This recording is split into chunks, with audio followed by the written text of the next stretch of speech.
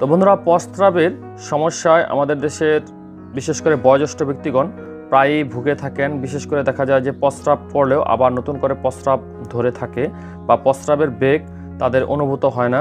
মানে হচ্ছে দেখা যায় যে প্রস্রাব যদি আসে তখন সেটি থামিয়ে রাখা বা দমিয়ে রাখা সম্ভব হয় না। এই সমস্ত সমস্যার ক্ষেত্রে নির্দেশনা দেওয়া হয় এই ইউকল-2 ট্যাবলেটটি। তো আজকের ভিডিওতে আমরা আলোচনা করব এই ইউকল-2 ট্যাবলেটটি খাওয়ার নিয়ম, কীভাবে খেতে হবে, কাদের জন্য উপযোগী এবং কারা এটি খাওয়া থেকে বিরত থাকবেন। তো আপনাদেরকে আহ্বান জানাবো ভিডিওটি শুরু থেকে শেষ পর্যন্ত আমার সাথে থাকার জন্য। আর চ্যানেলে যারা নতুন সদস্য তাদেরকে চ্যানেলটি সাবস্ক্রাইব করে পাশে থাকা বেল বাটনটি ক্লিক করে দেওয়ার জন্য উদাত্ত আহ্বান জানাচ্ছি। কেননা আমরা আমাদের এই চ্যানেলটিতে গুরুত্বপূর্ণ ওষুধের রিভিউ সহ স্বাস্থ্য বিষয়ক টিপসগুলো প্রতিনিয়ত আপলোড দিয়ে যাচ্ছি। সেগুলো মিস করতে না চাইলে অবশ্যই চ্যানেলটি সাবস্ক্রাইব করে পাশে থাকা বেল বাটনটি ক্লিক করে দিবেন। তো বন্ধুরা, ইউকল-2 যার মূল সক্রিয় উপাদান হচ্ছে টলটোরোডিন টার্ট্রেট, যেটি 2 মিলিগ্রাম আকারে বাজারে পাওয়া যায়। তো এর প্রস্তুতকারক স্কয়ার ফার্মাসিউটিক্যালস লিমিটেড। তো এই ট্যাবলেটটির বাজার মূল্য হচ্ছে 3 টাকা করে পার পিস ট্যাবলেট। মানে আপনারা আমার হাতে দেখতে পাচ্ছেন যে স্ট্রিপ, এরকম একটি স্ট্রিপের বাজার মূল্য কিন্তু 30 টাকা। তো এই ট্যাবলেটটির কার্যকারিতা কি? এটি মূলত হচ্ছে যারা বয়োজ্যেষ্ঠ বা বাচ্চারা যদি প্রস্রাব আটকে রাখতে না পারে বা দেখা যায় ঘন ঘন প্রস্রাব হয়, সেক্ষেত্রে ডায়াবেটিসের পেশেন্ট যারা আছে তাদের ব্যতীত কিন্তু এই ওষুধটি ব্যবহার করতে হবে। মানে ডায়াবেটিস যদি হয় তাহলে অন্য চিকিৎসা আপনার জন্য উপযোগী।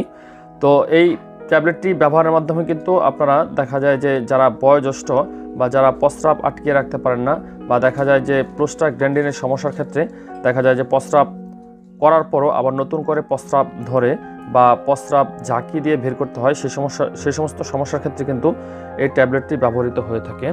তো বিশেষ করে দেখা যায় যাদের মূত্র জমা থাকার ঝুঁকি রয়েছে বা প্রস্রাব ক্লিয়ার হয় না, তাদের ক্ষেত্রে এটি ব্যবহৃত হয়। এছাড়াও যাদের পরিপাকতন্ত্রের সংকোচন প্রসারণ কমে যাওয়ার ঝুঁকি রয়েছে, তাদের ক্ষেত্রেও এটি ব্যবহৃত হয়।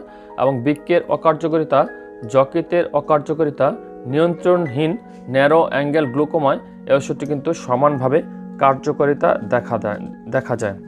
দেখা যায় যে বার্ধক্যজনিত সমস্যার ক্ষেত্রে প্রোস্টাগ্ল্যান্ডিন বড় হয়ে যাওয়ার কারণে প্রস্রাব কিন্তু পুরোপুরিভাবে ক্লিয়ার হয় না। দেখা যায় প্রস্রাব করার পরও আবার নতুন করে প্রস্রাব ধরে বা রাতে ঘন ঘন প্রস্রাব হওয়ার আশঙ্কা থাকে। এবং কোথাও যানবাহনে যদি যাওয়া হয় বা যানবাহনে উঠতে হয় তখন কিন্তু দেখা যায় যে বারবার প্রস্রাব ধরে বা প্রস্রাব আটকে রাখতে সমস্যা হয়। সেই সমস্ত সমস্যার ক্ষেত্রে কিন্তু এই ওষুধটি নির্দেশনা দেওয়া হয়।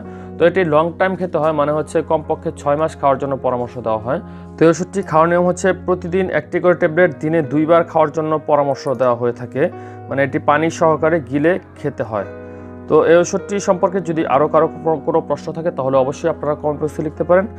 আর ভিডিওটি দেখে যদি সামান্যতম উপকৃত হয়ে থাকেন তাহলে অবশ্যই একটি লাইক করে দিবেন। আর চ্যানেলে যারা নতুন সদস্য তাদেরকে আহ্বান জানাবো চ্যানেলটি সাবস্ক্রাইব করে পাশে থাকা বেল বাটনটি ক্লিক করে দেওয়ার জন্য। আর এই ভিডিওটি ছাড়াও আমাদের চ্যানেলে অসংখ্য ভিডিও রয়েছে, যার কোনো ভিডিও আপনার উপকার আসবে বলে আমরা বিশ্বাস করি। সুতরাং চ্যানেলটি ঘুরে আসার জন্য আহ্বান থাকবে। তো ভালো থাকবেন, সুস্থ থাকবেন, ভালো কিছুর সঙ্গেই থাকবেন। আল্লাহ হাফেজ।